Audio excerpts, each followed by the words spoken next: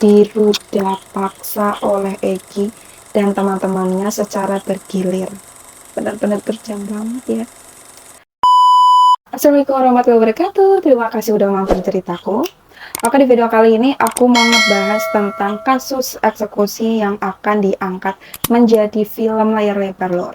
Nah, kalian tuh pasti udah nggak asing lagi dengan kasusnya.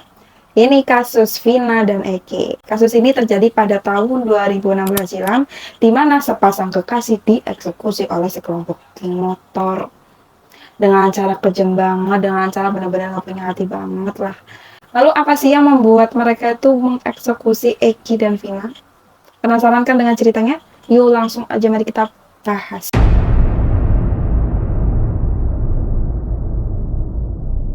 Kisah ini tuh bermula ketika Vina Dewi Arsita atau biasa dipanggil Vina. Ia adalah warga Samadikun, Kota Cirebon, dan Eki warga Bumi Arumsari, Desa Cirebon Girang, Kecamatan Talun.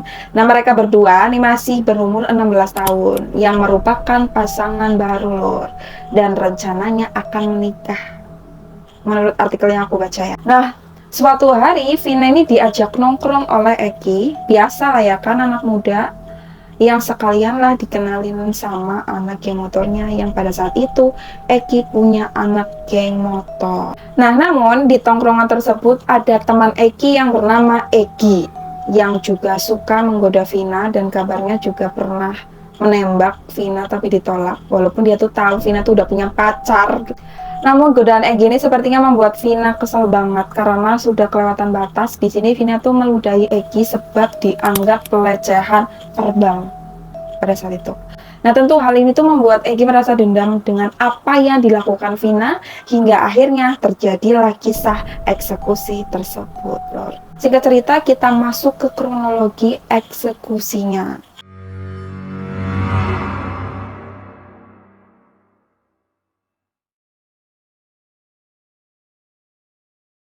Pada suatu hari, tanggal 27 Agustus 2016, sekitar pukul 10 malam, itu diawali saat Eki, Vina, dan rombongannya yang berjumlah 4 sepeda motor melintas dari arah Jalan Perjuangan menuju lampu merah Pelandakan pada saat itu.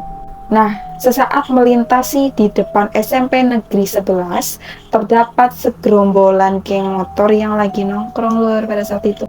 Entah apa yang dipikirkan mereka, tiba-tiba dia tuh melakukan tindakan kekerasan, di mana saat itu motor yang dikendarai Eki, Vina, dan teman-temannya dilempari batu lor.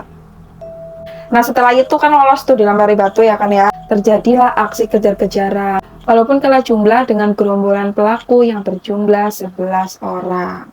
Nah, kejar-kejaran itu membuat motor Eki dan Vina terpisah dari teman-temannya.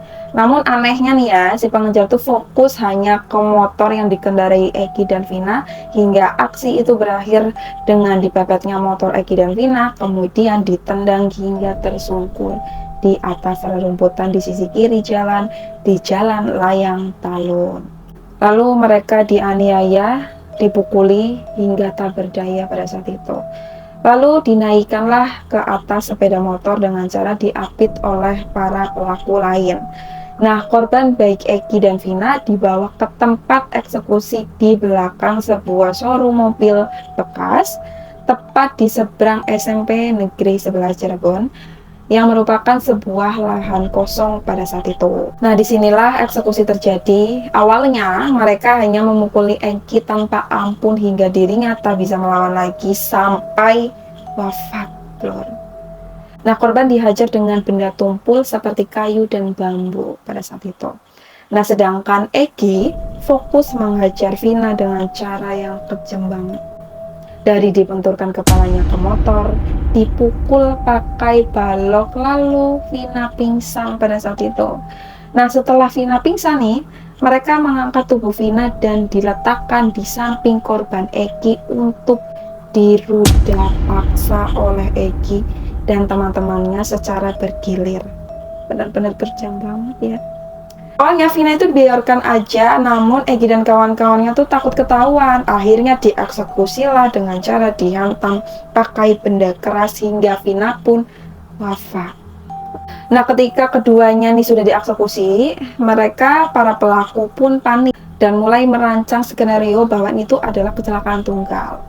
Dengan membawa kedua jasad tersebut kembali ke flyover Kepompongan dan direkayasa seakan-akan tuh benar-benar motor mereka tuh kecelakaan.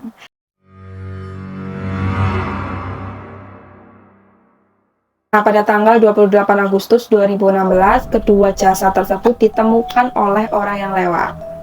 Lalu, langsung orang lewat tersebut menghubungi pihak kepolisian, ya kan? Nah, namun, karena rekayasa yang dilakukan, pihak kepolisian itu merasa ini tuh memang kecelakaan tunggal, dan kedua jasad diserahkan kepada pihak keluarga masing-masing pada saat itu. Nah, awalnya kisah tragis yang dialami Vina dan Eki ini tuh tidak diketahui oleh siapapun, Lur. Lalu kejanggalan pun muncul ketika sang nenek memandikan jasad Vina, merasakan lebam pada cucunya. Ya kok kalau misalkan kecelakaan tunggal kan nggak mungkin kayak banyak banget lebam-lebam gitu ya kan ya. Ini tuh kayak diperiksa aku banyak lebam, sangat nggak wajar banget. Namun neneknya tuh tetap berpikir positif hingga akhirnya jasad Vina dimakamkan di TPU Kisangu, Desa Jatimulya, Kecamatan Gunung Jati, Cirebon. Namun ternyata pihak kepolisian tuh sebenarnya udah agak curiga, namun tidak mengungkapkan kepada pihak keluarga, tapi melakukan penyelidikan terlebih dahulu setelah mendapat hasil dari otopsi rumah sakit yang merasa janggal dengan apa yang ditemukannya luka-luka oleh kedua jasad tersebut. Kemudian pihak kepolisian semakin yakin bahwa ini tuh adalah tindakan eksekusi, bukan kecelakaan. Setelah teman-teman Eki dan Vina yang ikut dikejar melaporkan kejadian sebelum mereka dinyatakan terlibat kecelakaan. Dan penyelidikan semakin serius dilakukan hingga didapatkan celah bahwa pelaku tersebut adalah kelompok geng motor di Cirebon. Kita masuk ke penangkapan pelaku.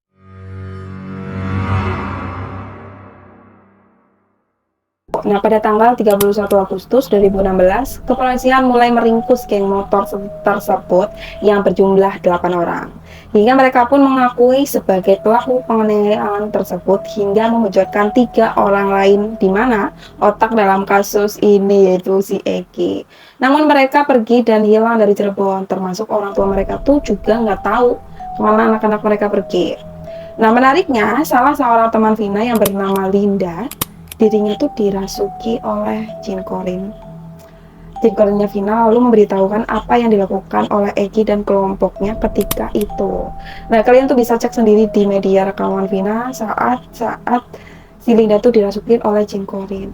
Nah, pada tanggal 6 September 2016, setelah Vina dimakamkan, Linda menghubungi keluarga Vina dan memberitahukan bahwa ada yang mau dikasih tahu Vina melalui dirinya.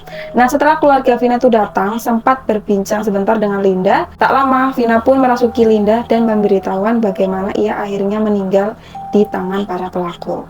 Nah, kasus ini diungkap oleh arwah Vina sendiri melalui temannya yang kerasukan arwah Vina saat 6 hari setelah kecelakaan. Nah, ketika itu rumah Vina tuh dilaksanakan tahlilan. Lalu bagaimana sih nasib para pelaku? Akhirnya pengadilan memutuskan 7 orang pelaku dihukum seumur hidup dan 1 orang yang masih di bawah umur dihukum 8 tahun penjara, sedangkan 3 orang lainnya masih buron pada saat itu. Itulah kasus Vina dan Eki tahun 2016 silam, di mana kisah ini tuh benar-benar menyayat hati banget. Semoga amal ibadah mereka diterima oleh Allah SWT. Amin. Sekian dan terima kasih yang udah nonton videoku. Jangan lupa seperti biasa like, komen, klik tanda loncengnya supaya tahu update terbaru dari ceritaku. Assalamualaikum warahmatullahi wabarakatuh.